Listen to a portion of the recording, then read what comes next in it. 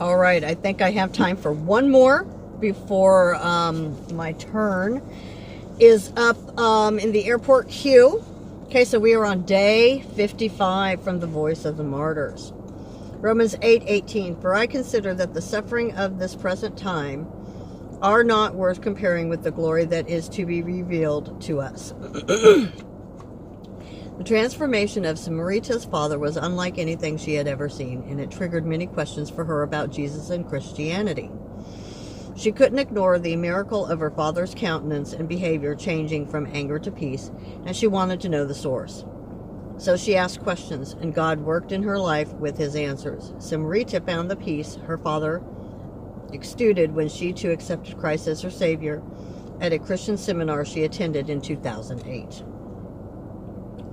Not wanting anything to negate her newfound peace, Samrita chose not to tell her Muslim husband, Uda. But the day he found her Bible is the day he kicked her out of the house. She left with their 2 children, ages 10 and 5. Uda divorced her, and her future ended up in the hands of the Sharia police, the administrators of Islamic law.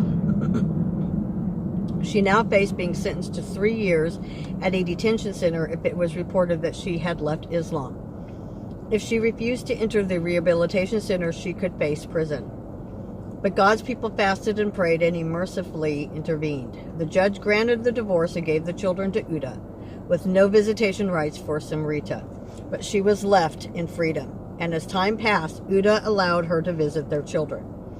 She has been warned by Uda and the court not to share her faith with the children, but how could she not give them the words of truth and life when she has those windows of opportunity? And so she does. Samrita longs for her children and prays that God will open the door for her to have her children live with her once again.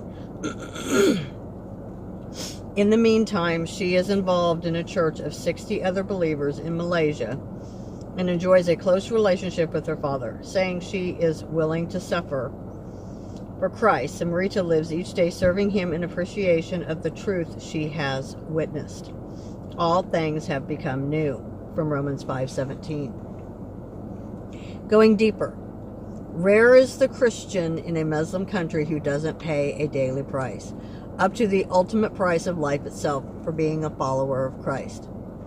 Fairness doesn't fit into the equation of faith. The cost of Samrita's faith is the forfeiture of the joy and privilege of raising her children and teaching them about Jesus.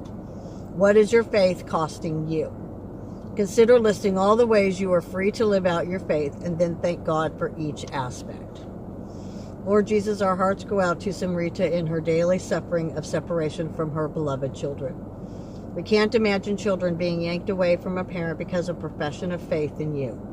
Thank you that your divine love and care for Samrita's children far surpasses even her deep motherly love. Keep them close to your heart, Lord, and protect their minds and hearts in every way. Use them in the life of their father, Uda, to bring him to know you.